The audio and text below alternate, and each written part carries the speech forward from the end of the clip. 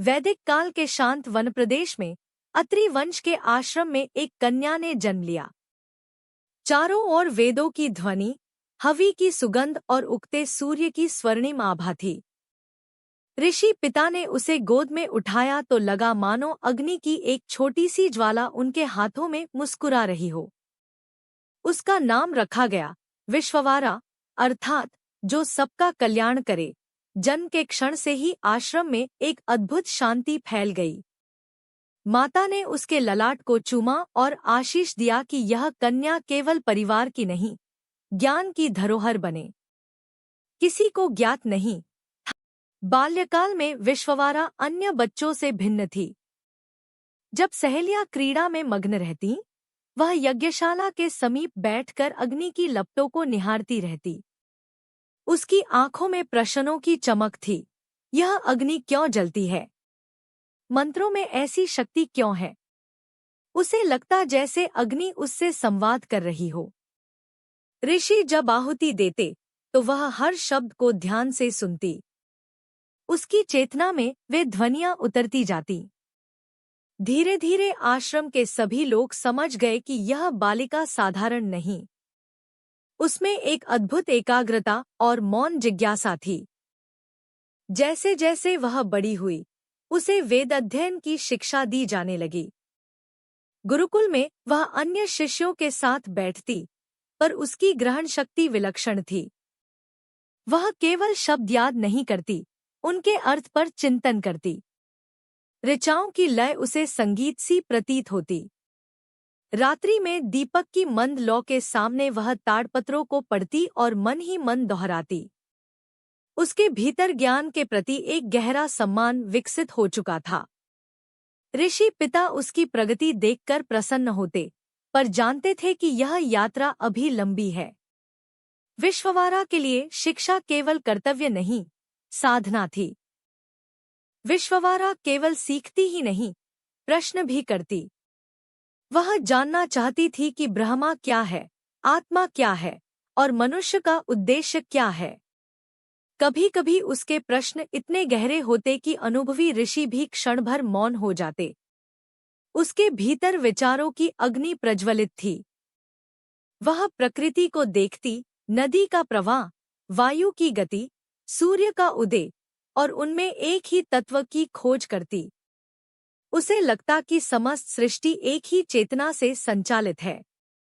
यही जिज्ञासा आगे चलकर उसकी आध्यात्मिक शक्ति का आधार बनी। युवावस्था में प्रवेश करते ही उसने संकल्प लिया कि वह सत्य की अनुभूति करेगी। रात्रि के नीरव आकाश के नीचे तारों की छाया में वह अग्नि के सम्मुख ध्यान करती। उसकी श्वास धीमी हो जाती और मन स्थिर। अग्नि की लपटें मानो उसकी चेतना से जुड़ जाती। वह बाहरी संसार से कटकर भीतर की यात्रा पर निकल पड़ती। दिनों की साधना महीनों में बदल गई। आश्रम में उसकी तपस्या की चर्चा होने लगी। विश्ववारा अब केवल शिष्या नहीं, साधिका बन चुकी थी। एक रात्रि ध्यान में उसे अनुभूति हुई कि अग्नि बाहर नहीं, उसके भीतर प्रज्वलित है। उसे लगा जैसे उसकी चेतना प्रकाश में परिवर्तित हो गई हो। यह अनुभव शब्दों से परे था। उसके मन में स्पष्टता आई, ज्ञान किसी बाहरी वस्तु का नहीं, आत्मा का प्रकाश है। उस दिन के बाद उसकी वाणी में एक अद्भुत दृढ़ता आ गई। वह बोलती तो श्रोता मंत्रमुग्ध हो जाते। विश्ववारा ने आत्मबोध की पहली सीढ़ी पार कर ली थी। एक रात्रि ध्यान में उसे अनुभूति हुई कि अग्नि बाहर नहीं, उसके भीतर प्रज्वलित है। उसे लगा जैसे उसकी चेतना प्रकाश में परिवर्तित हो गई हो।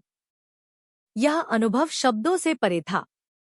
उसके मन में स्पष्टता आई, ज्ञान किसी बाहरी वस्तु का नहीं, आत्मा का प्रकाश है। उस दिन के बाद उसकी वाणी में एक अद्भुत दृढ़ता आ गई। वह बोलती तो श्रोता मंत्रमुग्ध हो जाते। विश्ववारा ने आत्मबोध की पहली सीढ़ी पार कर ली थी। साधना के गहन क्षणों में उसके भीतर से ऋचाएं स्वतः प्रकट होने लगी। उसे लगा जैसे शब्द किसी अदृश्य स्रोत से प्रवाहित हो रहे हों। उसने अग्नि की स्तुति में मंत्र रचे, जिनमें प्रकाश, समृद्धि और शक्ति की कामना थी। उसकी वाणी में भक्ति भी थी और आत्मविश्वास भी।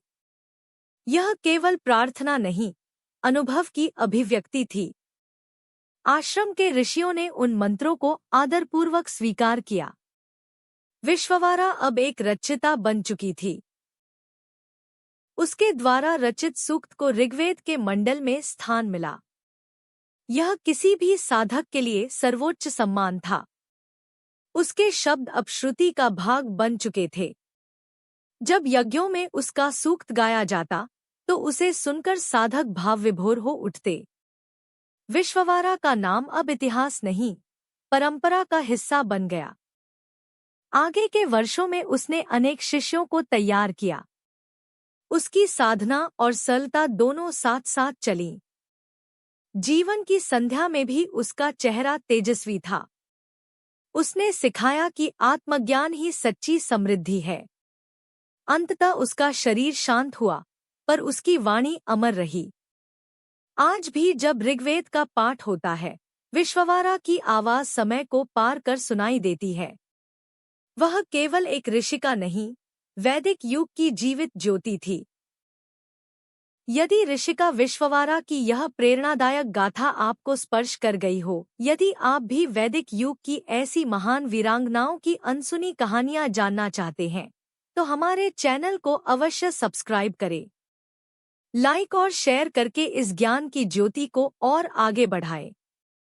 और बेल आइकन दबाना न भूलें, ताकि वीरांगना सीरीज का हर नया एपिसोड आप तक सबसे पहले पहुंचे। आइए मिलकर भारत की महान नारियों के इतिहास को पुनः जीवित करें।